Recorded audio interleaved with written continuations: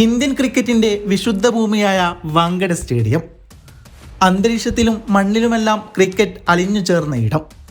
സച്ചിനും MS ധോണിക്കും Virat കോഹ്ലിക്കും രോഹിത്തിനുമൊക്കെ വേണ്ടി മാത്രം ശബ്ദമുയർത്തിയിരുന്ന gallery. ആ മൈതാനത്തേക്ക് 9-ാം നമ്പർ ജേഴ്സി അണിഞ്ഞ് ഒരു മലയാളി താരം ചുവട് വെക്കുകയാണ്. ക്ഷീണമില്ലാത്ത തിരമാലകൾ പോലെ അവൻ്റെ പേര് അവിടെ ഉച്ചരിക്കപ്പെടുന്നു.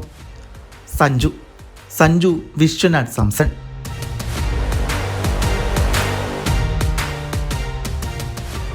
തൻ്റെ കരിയറിൻ്റെ മുമ്പിലെ വെളിച്ചത്തെ ഒരിക്കൽ ഊതിക്കെടുത്തിയ ആർച്ചർ. നേർക്കുനേർ വന്നപ്പോഴെല്ലാം ആർച്ചറിൻ്റെ വേഗതയേറിയ പന്തുകൾ ആ ബാറ്റിനെ മൃഗീയമായി നിശബ്ദമാക്കിയിട്ടേയുള്ളൂ. എന്നാൽ എല്ലാം പഴങ്കഥകൾ ആകുകയാണ്.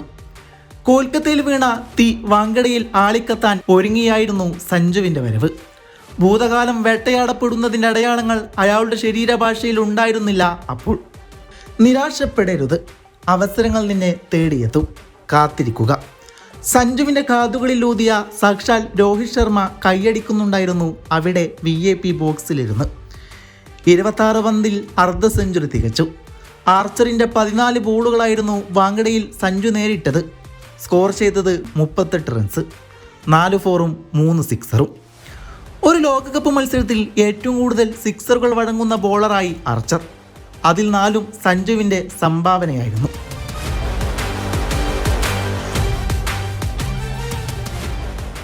സെമിക്ക് മുമ്പ് ആർച്ചറിനെതിരെ നേരിട്ട 23 പന്തിൽ 25 റൺസ് മാത്രമാണ് സഞ്ജുവിന് നേടാനായത്. 3 തവണ പുറത്താകുകയും ചെയ്തു. ആ കണക്ക് പുസ്തകം ഇനി അടച്ചു വെക്കാം. 13-ാം ഓവർ അവസാനിക്കുമ്പോൾ സെഞ്ചുറിയിലേക്കുള്ള ദൂരം കേവലം 11 റൺസ് മാത്രമായിരുന്നു.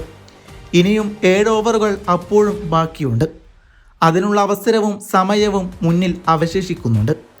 3 അക്കം തൊട്ടാൽ സുരേഷ് റെയ്നയ്ക്ക് ശേഷം T20 ലോകകപ്പിൽ സെഞ്ചുറി നേടുന്ന ആദ്യ ഇന്ത്യൻ താരമാകാം. പക്ഷേ ആ 11 റൺസിനേക്കാൾ ടീമിനയാൾ മുൻഗണന നൽകാൻ ആ തീരുമാനമെടുത്തു. വിൽ ജാക്സന്റെ പന്തിൽ കൂറ്റനടിക്ക് ശ്രമിച്ച് അയാൾ പുറത്താകുന്നു.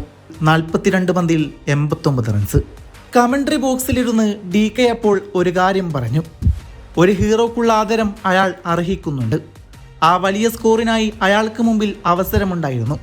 പക്ഷേ അയാളുടെ ചിന്തകളിൽ ടീമിൻ്റെ താല്പര്യങ്ങൾ മാത്രമായിരുന്നു. രോഹിത് ശർമ്മ, MS ധോണി, സുനിൽ ഗവാസ്കർ, രവി ശാസ്ത്രി എല്ലാവരെയും സാക്ഷി നിർത്തിക്കൊണ്ട് ഇന്ത്യൻ ക്രിക്കറ്റിൻ്റെ നെറുകയിലേക്ക് അയാൾ നടന്നു കയറുകയാണ്. അയാളുടെ പേരാണ് സഞ്ജു സാംസൺ. ഇതിഹാസങ്ങളും വിണ്ണിലെ താരങ്ങളുമെല്ലാം മണിനിറന്ന വാങ്കഡയിൽ സഞ്ജുവിനോളം തിളക്കം അപ്പോൾ മറ്റാർക്കും ഉണ്ടായിരുന്നില്ല. അവിടം കൊണ്ടൊന്നും അവസാനിച്ചില്ല. ബദൽ തല്ലിച്ചതച്ച വരുണിന് ആത്മവിശ്വാസം നൽകി ബട്ട്ലറിൻ്റെ സ്റ്റെം നിലം പതിച്ചു. ബദലിൻ്റെ നിർണായകമായ റണ്ണൌട്ടിൽ സഞ്ജുവിൻ്റെ കൈകൾ വഹിച്ച പങ്ക് ചെറുതൊന്നുമല്ലായിരുന്നു.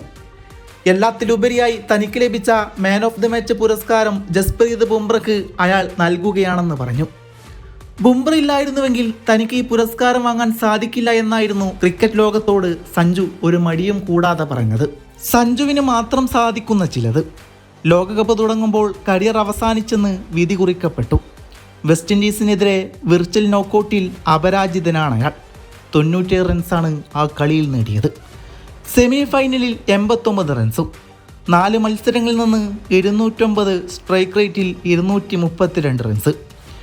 ഇന്ത്യൻ ക്രിക്കറ്റിൽ തൻ്റെ സിംഹാസനം അയാൾ ഉറപ്പിക്കുകയാണ്. ഈ ഞായറാഴ്ച വരുന്ന T20 ലോക കിരീടം നീ ഉയർത്തുന്നത് കാണാൻ ഓരോ മലയാളികളും കാത്തിരിക്കുകയാണ്.